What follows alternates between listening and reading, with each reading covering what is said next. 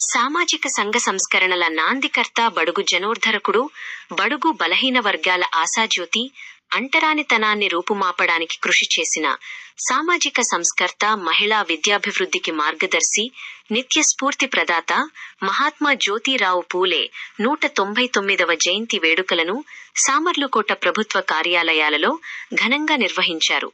దీనిలో భాగంగా సామర్లకోట ఎంపీడీఓ కార్యాలయం నందు సామర్లకోట మండల అధ్యక్షులు బొబ్బరాడ సత్యబాబు ఆధ్వర్యంలో జ్యోతిరావు పూలే జయంతి వేడుకలను ఘనంగా నిర్వహించారు.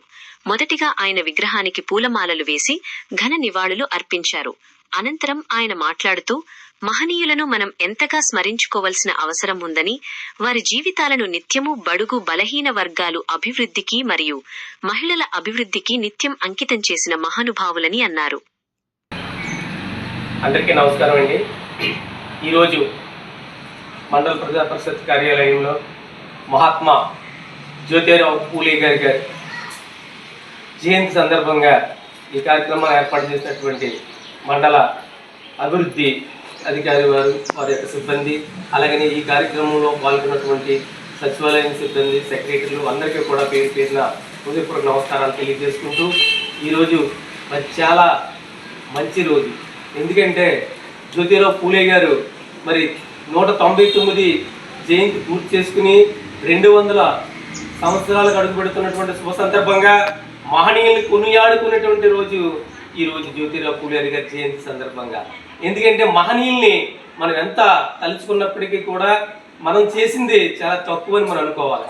ఎందుకంటే ఆయన ఒక సంఘ సంస్కర్తగా ఈ భారతదేశంలో బడుగు బలహీన వర్గాలకు ఆశాజ్యోతిగా ఆయన వారి యొక్క అభ్యున్నతికి ఎంతో మరి కృషి చేసినటువంటి మహనీయులు జ్యోతిరావు పూలే గారు.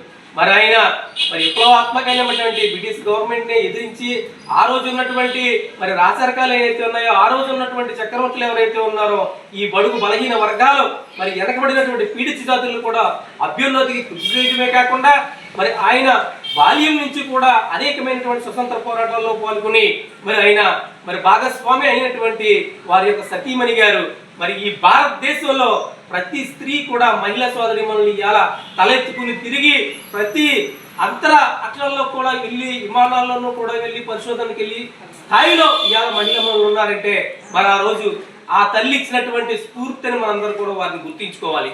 ఎందుకంటే మహిళమ్మలు ఎప్పుడు కూడా ఒక వంటింట్లో కుందేలాగానే ఉండాలని చెప్పేసి మరి ఆ మహిళమ్మలు ఎవరైతే ఉన్నారో అనేక ఇబ్బందులు పడేటువంటి రోజుల నుంచి మరి మహిళమ్మల్ని కూడా ఈ సమాజంలో భాగస్వామ్యం చేసి మరి మగవారి కంటే ఆడవారు ఏమాత్రం తక్కువ కదని ఆ రోజు విద్య అభ్యసించినటువంటి విద్యానేత ఎవరైతే ఉన్నారో జ్యోతిరావు పూలే గారు సతీమణి గారండి.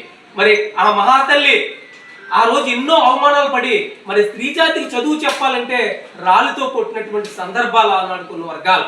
మరి అటువంటి బాధలు ఎన్నో అధిగమించి ఈరోజు స్త్రీ జాతిని, మహిళమ్మలందరినీ కూడా మన సమాజంలో భాగస్వామ్యం చేయడం కన్నా మరి ఎంతో జ్ఞానవంతురాలుగా ఎన్నో మరి చట్టసభల్లో మరి ఎన్నో అటువంటి అనేకమైనటువంటి కార్యక్రమాల్లో పురుషుల కన్నా మరి మహిళమ్మలు తక్కువ కాదు అనే ఈ స్థాయిలో మనం ఇలా ఉన్నామంటే ఆ రోజు మరి ఆ మహనీయులు పెట్టినటువంటి త్యాగాలను మనందరూ కూడా గుర్తెలగాలని మీ అందరికీ మనం చేసుకుంటా ఉన్నామండి.